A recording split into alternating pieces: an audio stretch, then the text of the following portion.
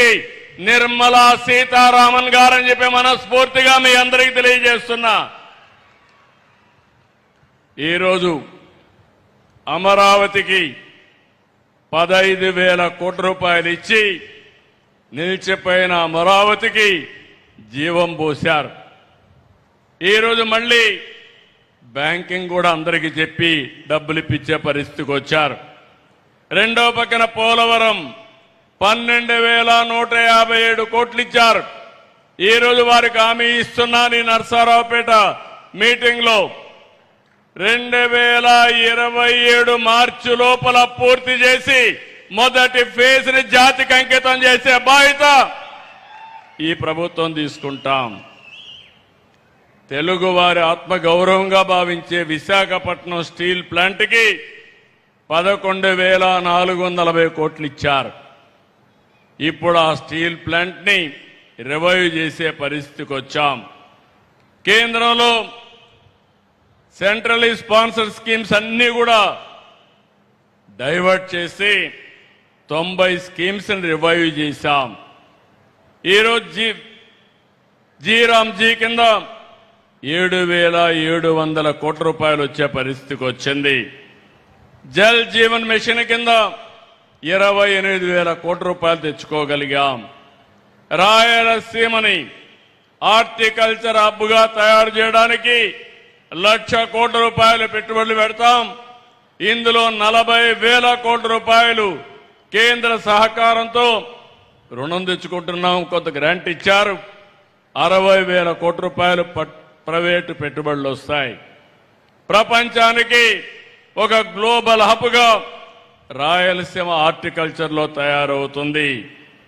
ఇవన్నీ కూడా ఒక ఎత్తు అయితే వారి మైండ్ ఎప్పుడు కూడా క్రియేటివ్ గా పనిచేస్తుంది. చాలా సున్నితంగా ఆలోచిస్తారు, డీటెయిల్డ్ గా ఆలోచిస్తారు. నేను పోయినప్పుడు ఒకటే చెప్పారు, మీరు హై ఇంట్రెస్ట్ రేట్లు ఉన్నాయి, ఇవి తగ్గించకపోతే చాలా ఇబ్బందులు వస్తాయని చెప్పి 12-13% రేట్ ఆఫ్ ఇంట్రెస్ట్ ఉంటే వారి సహకారంతో 8-9%కి తెచ్చాం. దీనివల్ల సంవత్సరానికి 1,538 కోట్ల రూపాయలు ఆదా చేశాం. అది పూర్తిగా సాధ్యమైందంటే నిర్మలా సీతారామన్ గారు చూపించినటువంటి చొరవ, వారిని మనస్ఫూర్తిగా అభినందిస్తున్నాను. ఈ సందర్భంగా మనం ఒక విషయం గుర్తుపెట్టుకోవాలి. ప్రపంచం మొత్తం జియో పొలిటికల్ సిచ్యువేషన్, దీనివల్ల యుద్ధాలు జరుగుతున్నాయి. ఇంకో పక్క వాతావరణ పరిస్థితులు తారుమారైపోయినాయి. వర్షాలు పడడం లేదు. పడిన వర్షాలు కూడా పడితే కుంభవృష్టి, లేకపోతే అనావృష్టితో బాధపడుతున్నాం.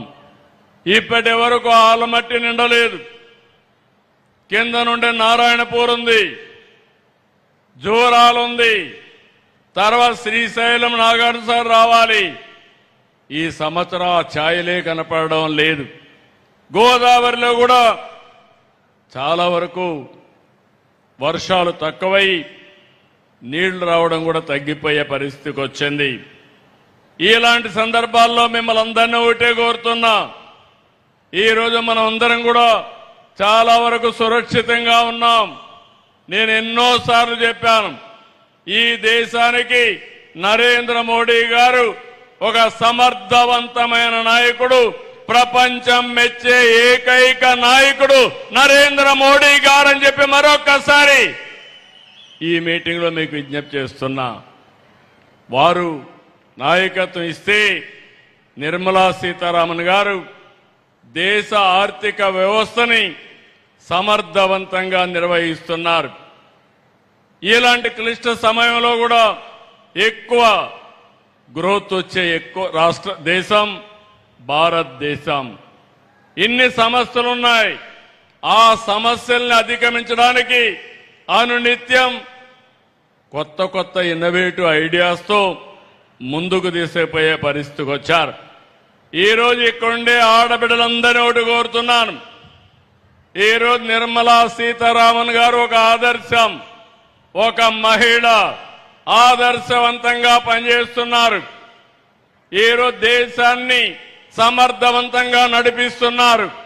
ఆ స్ఫూర్తినే తీసుకుని